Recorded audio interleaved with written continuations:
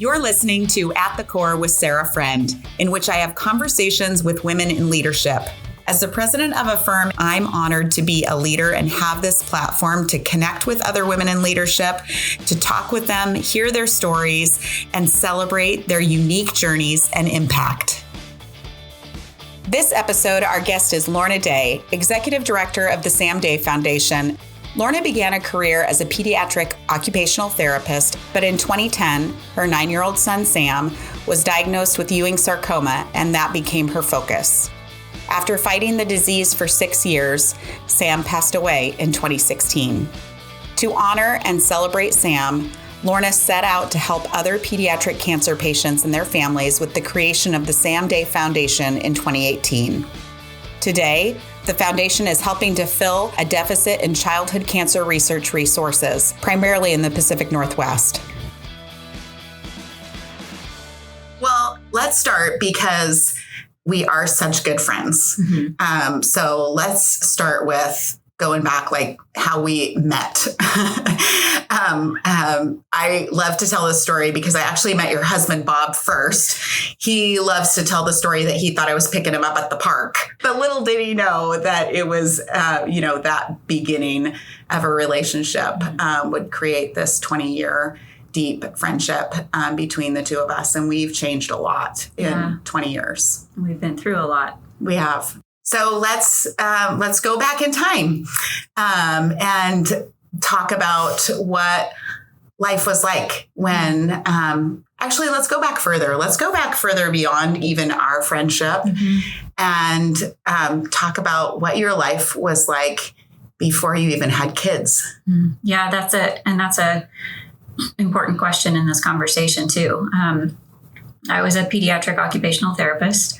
It's all I ever wanted to do from the age of 15. I grew up with a sister with a disability, and being Kathy's sister gave me a lot of compassion and a lens into a different kind of life, different way to get through life, the challenges, but also the joys of knowing people with disabilities, kids in particular. I knew a lot of other kids with disabilities because of Kathy, and they were such a normal part of my life. And at the same time, I saw what was hard and really had the urge to want to be a part of making it better in whatever way that I could. I worked really hard to get into OT school and do well there. And I had my dream job working with kids with disabilities. I, as your friend, am also friends with Kathy. And when you talk about the joy, right, it's immediately what I think of when I think of Kathy. And I see your relationship as adults and see, what a huge part of your life that she is, and such a gift to you and Bob, and you to her. And I just think that for you, as you pursued this career path, right, of in service to others, it was just so in line with who you are as a human being, your character, your competency, your life experiences. So talk a little bit about how that changed. Bob and I had been married for a couple of years before we had kids. And once Natalie and Sam came along, I decided to spend a few years doing the stay-at-home mom thing with the plan to go back as soon as I felt like I was ready for them to get into daycare or school. So that was the plan early on. One gave us good reason to write parenting books because we thought we were great. Our daughter Natalie was a really easy kid. And then along came Sam, and he is just as remarkable. And he was also a kid with big dreams and strong negotiation skills. And he felt basic rules got in the way of him getting the most out of life. So I ended up being that stay-at-home mom for a little bit longer than I planned on because I didn't trust Sam in other environments, and I didn't trust other people to love him as much as I did. But I did go back to work when he was about 7, part-time as an occupational therapist. I was working in a private therapy clinic. And 2 years after I went back to work when he was 9 years old, he was diagnosed with cancer. He was diagnosed with Ewing sarcoma, a pediatric bone cancer, and we found a tumor in his left fibula, just below the knee. So we went some pretty serious treatment. His treatment was all inpatient because the chemotherapy is so toxic and it needs to be infused for several days at a time. So it just turned our world upside down. And I spent a year with Sam, mostly in the hospital. Partway through his chemotherapy, he endured an amputation below his knee, and he went into remission 10 months later with no evidence of disease. And so at that time, we all started to try to get back to a normal life. And I went back to work and was increasing my hours again. It was about half-time a year later, and we found another tumor. And I told my boss while we were waiting for the final diagnosis, I said, if his cancer has returned, I can't work anymore. I just can't do it.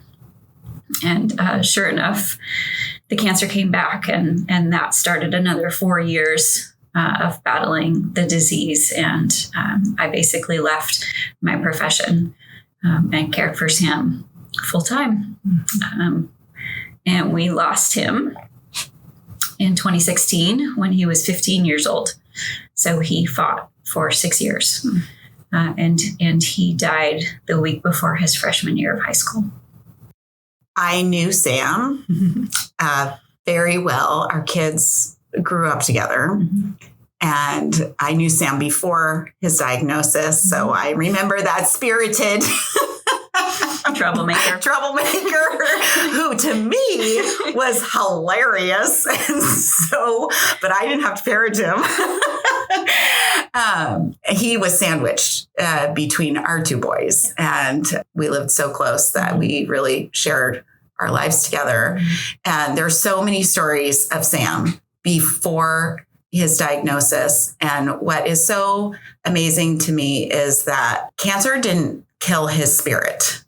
Right. It could have, but he was born with a strong spirit, right? He was born with that will, right? And he used it to fight, right? But also stay true to who he was. Yeah. And I remember just a couple quick Sam stories because we live so close. It was, and our neighborhood is safe for kids walking, right? It was just like this constant back and forth when the kids were younger between our houses. And when Sam was recovering from his amputation, he'd just wheel around the neighborhood in his wheelchair and like a derby, right? And I'd come home from work with this pile of bikes with a wheelchair on top. Right. And he really, as much as he could, I mean, of course, cancer changed his childhood experience in major ways. But as much as he could, really was in the mix, I remember you calling me at work one day and just saying, okay, I have extracted Sam from your house, but you should know there's a water fight going on inside. Right.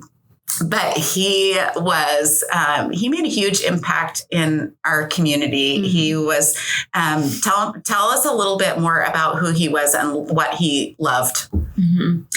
Yeah, I joke about how he was a challenging kid to raise, but what you just said about his spirit, when he was first diagnosed with cancer, I was, of course, very afraid that we would lose him, but I was almost equally concerned that we would lose his spirit. It was remarkable. He was remarkable. And he was a pretty compassionate kid. So in kindergarten, he learned that the polar bears were dying. And I also did some work with orphans in other countries. Learning experiences like that caused him to want to change the world. He saw that there was hurt and pain in the world. And so if you asked him in kindergarten, what do you want to do when you grow up? He would say, well, I kind of want to change the world. So He soaked up information. By fifth grade, he had read every World War II book in his elementary school library. When he was 13, his favorite TV show was NBC Nightly News with Brian Williams. So he was kind of an intellectual, but he was also very funny. He pushed the boundaries quite a bit. He loved his friends. He loved to create an experience. I often heard him saying, hey, wouldn't it be cool if? And then I just knew some big idea was coming right after that. So, and at the same time, he knew the principal a little bit better than the rest of his peers. The principal called again. Okay, what happened this time?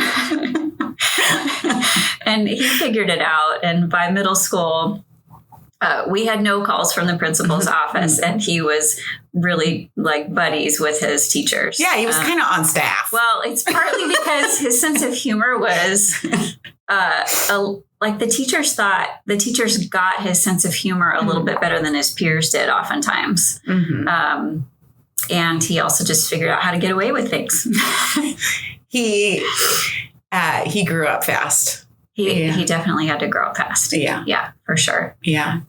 In fact, when he was diagnosed, we were seeing a counselor, and Sam was practicing dealing with disappointment. That was a challenge for him, dealing with disappointment. And then along comes cancer and multiple surgeries and amputations, and there was no other option. And I'm just so proud that I got to be his mom and see how he maintained that spirit. And he was the kid he was meant to be until the day he died, literally. He was a leader. And it was really amazing to watch his impact even on you and Bob, right? And the transformation of even parenting, right? For Bob, even, right? And then and having this, young teen show you the way about how to embrace big dreams and living well, right? In the face of the biggest nightmare. Yeah. One area that I think is pretty common for especially us women to struggle in is advocating for ourselves and articulating what we need. We tend to put everybody else's needs first, and then maybe not even clearly understand what we actually need because we don't even put that much thought into it.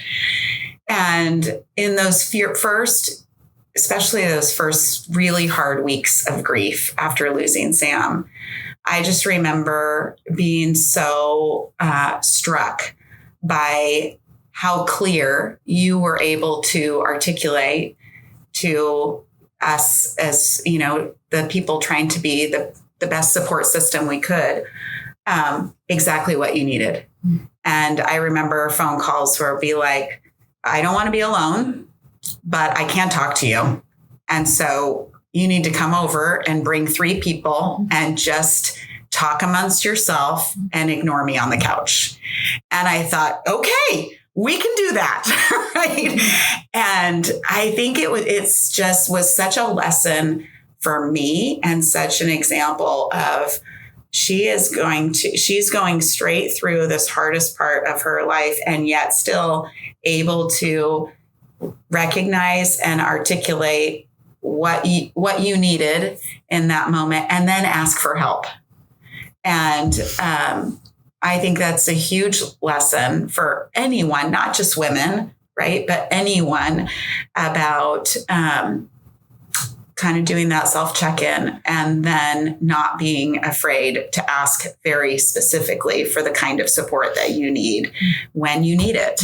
And I just think you're just an incredible example of that. And I've seen that continue even, in other ways. But how did you learn to do that? I think part of it is that I'm a highly sensitive person, and I'm a highly sensitive leader. I'm a highly sensitive individual, and I see that as a strength. Yeah. I didn't used to see that as a strength, but I do now. And so I'm very sensitive to my own emotional state and what makes me a little bit better and what makes me a little bit worse. And when I'm trying to just get through a day, I've been aware of the kinds of things that are going to help me get through that day. So, and I just have friends that I can trust to hear it. So talk a little bit about when did you feel like you were going to create the Sam Day Foundation? When Sam was still fighting, we got involved in fundraising to fund a drug that was specific to his cancer. And there was a lot of hope across the pediatric cancer community that this Ewing sarcoma drug might be what that cancer needs. And we were so close to it. And so we did some fundraising events and contributed to the development of that drug. And of course, you were a part of that every step of the way, like my partner in that process. And then after losing him, I stepped away from it. And I think I told you, I can't do this. Anything to do with cancer after losing him was too difficult. And you said, let's give it some time. And sure enough, it was probably 9 months later when that desire to step back into the world of childhood cancer rose back up in me for a couple of different reasons. One is I knew too much by then. I knew how poorly funded childhood cancer research is. I knew that we were decades behind the progress that we're seeing in adult cancers. I knew all these kids who deserved more attention, who deserved a community of people fighting for a better treatment so that they can survive, and not just survive, but to live well. I can't unknow that. I also knew that because we were funding that drug while Sam was still alive, I had hope. It was an intentional hope. I had this little conversation with myself about whether or not I should allow myself to be hopeful that Sam could survive. Because we knew once he had relapsed a couple of times, the odds were really, really poor that he would survive. But what I knew was that every day I had hope that he could survive was 100 times more tolerable than a day without hope. And so we just chose, let's just be hopeful and let's go for it. And I don't regret that. I don't regret a single day of being hopeful. And we knew at the very end when he wasn't going to make it. And that's when we said our goodbyes and prepared the best we could to let him go. But now I know that other kids need hope. The Sam Day Foundation is the organization that can tell families we're working on it. We're doing everything we can. You've got a whole community of people here that knows what you're going through, and we don't think it's okay. And so we're doing everything we can to make the future better for kids like yours. Can you share some of the statistics around just the need, right, for funding and what the purpose of Sam Day Foundation is? More children die of cancer than any other disease in the United States. But the National Cancer Institute only designates 4% of their funding for all of cancer research to pediatric cancer. So 4% of that budget goes to all pediatric cancer research. And there are quite a few pediatric cancers. And they're not the same as adult cancers. They're different. They need a different approach. They need different drugs.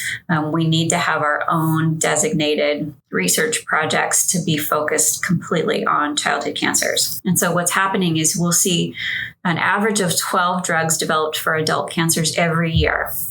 But since 1979, there's been a total of 7 drugs developed specifically for childhood cancers.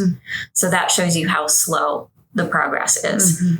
We're making the best progress with leukemia because it's the most common childhood cancer. But cancers like sarcomas and brain tumors, they're having a devastating effect on kids. And they're complicated cancers. It's not easy to do this research and figure out what's going to do the trick, but they're also just neglected. Yeah. It's difficult to find a drug company willing to invest in a pediatric sarcoma drug. So we have to find other ways to make that happen. It's not easy to step into, I don't even know if you felt like you had the choice, right, to take on this initiative and lead an entire community in this fight for other families. What has been one of your challenges in kind of taking that role as a leader, a community leader for this mission? Because I was never a fundraiser. The idea of asking someone to donate money was so uncomfortable for me from the very start. And yet we cannot do this without the community support. So from the very beginning, I was uncertain that we would be able to have any kind of impact. But when you tell the story and you tell the statistics and people know Sam or they know another kid that's dealing with childhood cancer and what they have to go through, people want to make a difference. People realize that's not okay. Most people don't know how bad it is and how neglected childhood cancer research is. They think it's being taken care of. Ultimately, it becomes just wanting to tell the story and let people know what's going on and creating a path that we believe actually will make a difference. We can't be careless with this. We have to be very, very smart about how we advance research because funding can be wasted. And that's the last thing we want to do is waste a single dollar on research that's not going to benefit kids somehow. How do you talk yourself out of doing something anyways, even when you're scared? I think I learned when Sam was sick that when fear was standing right in front of me, I couldn't not fear. And that's what the world says is don't be afraid. Don't let fear paralyze you. But I can't just not fear. So the approach I ended up taking was just walking straight into it. I'm terribly afraid of the answer to this question, but I have to ask it. And then once you have the answer, you go forward with more information. And I think that was true with the foundation too, and the fundraising. And it was really one step at a time. The first step was we had this event, before we even had an organization, and people showed up and they donated. So I know I can do that. That's the first time I've ever done that. Now I'm going to do that again. And then the second time we figure out how to do the next brave thing. And we just keep going. I also think being resourceful and having the right people make a huge difference. You have a gift of drawing people to you. I mean, I've sat on many of your committees and serve on the board. And you have a way of connecting deeply with people, sharing the why. You always start with a story of impact that reminds people why we're all in this fight together. And I love your commitment to creating experiences for people that leave them wanting more, to say at the end of this event, whether it's the Sam Day 5K or the soiree, that when they leave wanting to be a part of that community because you pulled off something with excellence. Well, thank you for saying that. I think we talk about hope, and before Sam ever had cancer, hope was just a word that is way overused. You see it everywhere, and it didn't really mean a whole lot to me. And then when we had Sam, hope became such a powerful, important need, a resource for me. And I think everyone needs hope, whether they have a child of cancer or not. And so when we communicate a message of hope, I like to think that it touches people in their own lives, as well as being a part of this big project, this big plan to change the lives of kids with cancer. But we also try to honor Sam's spirit in our events. And I say all the time, Sam taught us to dream big, to laugh often, and to live well. And every event we have is going to reflect that spirit. He would not want us to be sad for a whole evening talking about how depressing childhood cancer is. So we touch on that. We tell the story. We don't shy away from talking about how hard it is. But most of the time, we're having a great time because living well is important for all of us. And I think when people find the right thing that they want to give some of their resources to, some of their heart to, some of their energy to, it makes us all better people. Absolutely. Yeah. So when you think about dreaming big, what does that look like for you? Well, I want to advance more research. I think bottom line is I want to be able to contribute $1 million per year to childhood cancer research projects. I already have a few researchers that are my favorites, and I trust them, and I think they are going to be significant change makers. So we're going to stay close with them. And we're also going to be open to especially young investigators because we need more people in this space of advancing childhood cancer research. And I would love to play a part in launching someone's career in childhood cancer research. So that's one big dream. Another one is this whole idea around wellness. When Sam relapsed, we really embraced nutrition and a much healthier lifestyle. Not that we were that unhealthy before he had cancer, but there was so much room for us to grow in that area. And knowing that majority of childhood cancer survivors live with long-term health issues because the treatment they had was so toxic, we want to be able to provide resources to families to help these kids become healthy adults. And it's going to take extra effort. They can't eat the junk food that their peers do throughout middle school and high school and expect to be as healthy as their peers long term. So how do we create a culture of wellness and support these kids in a way that doesn't make them feel like they have to give up all the fun stuff in life? So really empowering and supporting families so that kids not just survive, but they live well is a dream of mine as well.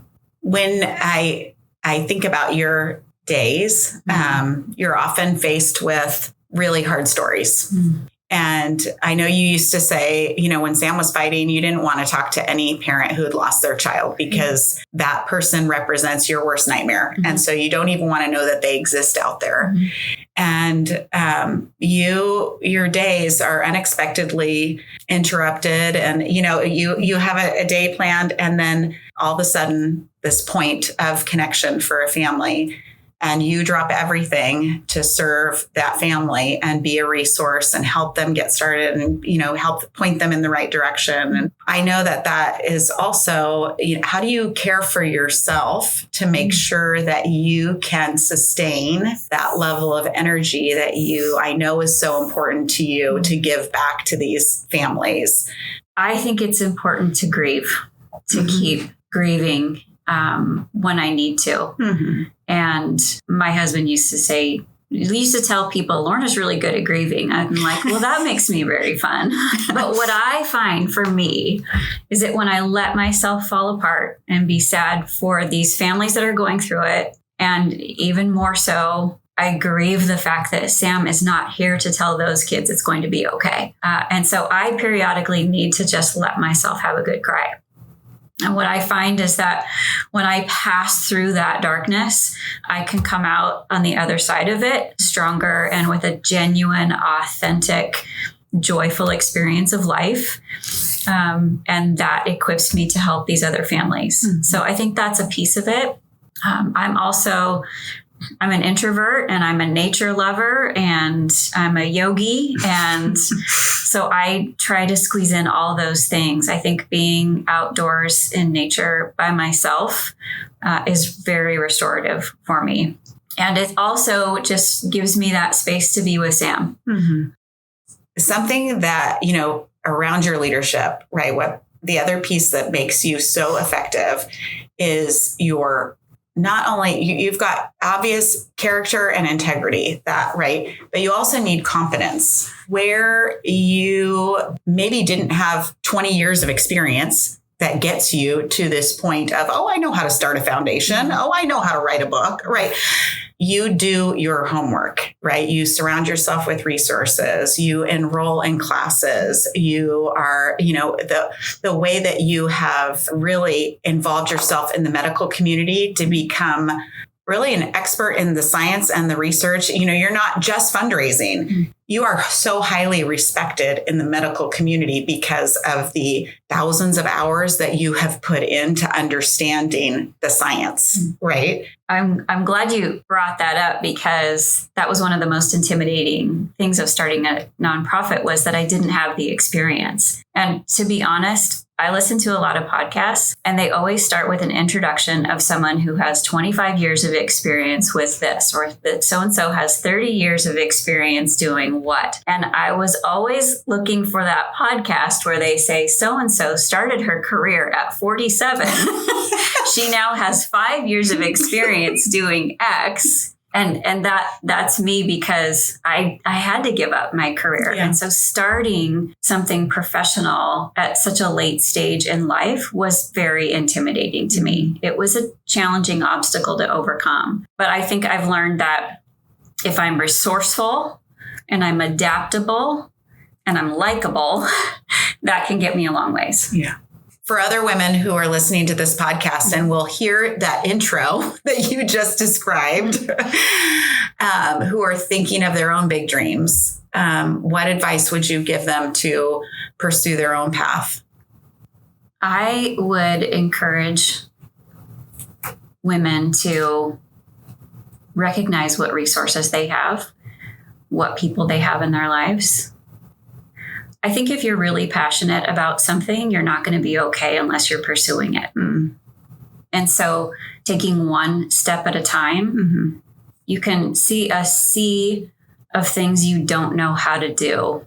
So pick one, find someone to help you, and then you know how to do that. And you'll be able to do it again the next year. And it's incredible how much you can learn when you have the right people around you and when you're driven and you have passion about the thing that you're pursuing. And when I started the Sam Day Foundation, I was told a nonprofit can be as little or as much as you want it to be.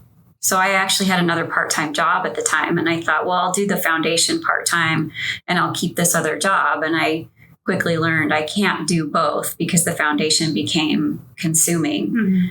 And I didn't expect that. You just never know. Yeah. And when you lead with passion about something important, it's contagious, and people want to be a part of it. Absolutely.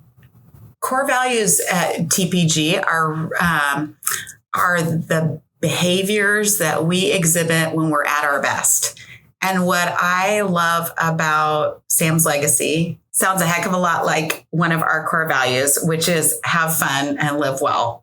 What do you think it means to live well? When Sam was first diagnosed, that's what we decided as a family. We said we did not know what this cancer journey would look like, but let's do our best to live well. And through the years, living well for me means deep friendships. It means crying when I need to cry. It means laughing a lot. It means saying yes to adventure. It means being willing to dream big and go for it. And so living well, it also means being the healthiest human you can. Well, his legacy is making a huge difference. He is making a difference in the world, but I think we all wish it was in a different way. And so I think what you are giving, the hope that you're giving to other families, continuing to share his stories, keeping his memory alive for all of us, allows us to continue to be inspired by him and led by you. And I think you are an absolute leader. it's a testament to, I think, also women also giving themselves permission to grow and evolve and change and be okay with pursuing things that bring us fulfillment and living out our own passions. And so I just thank you for letting me be a part of this journey with you for 20 years. Who would have thought that we would be sitting here today? Yeah. It's unbelievable. It's been a lot, and I can't overstate how grateful I am that you've walked with me through all of it. Thank you for sharing your story. Of course. This episode of At the Core with Sarah Friend was brought to you by The Partners Group. Visit us at thepartnersgroup.com or find us on LinkedIn, Facebook, and Instagram. We'd love to hear your feedback. At the Core with Sarah Friend is produced by the Partners Group marketing team. Our content writer and editor is Carrie Conroy. Taylor Kapik handles audio engineering and graphics. Kyle Lusk is our podcast administrator, and Alyssa Mueller is in charge of project management and guest outreach. Courtney Atami oversees our podcast production. Find all of our episodes at thepartnersgroup.com, as well as on Spotify, Apple Podcasts, or wherever you listen to your podcasts. Advisory services offered through TPG Financial Advisors, LLC, an SEC registered investment advisor and wholly owned subsidiary of the Partners Group, LLC.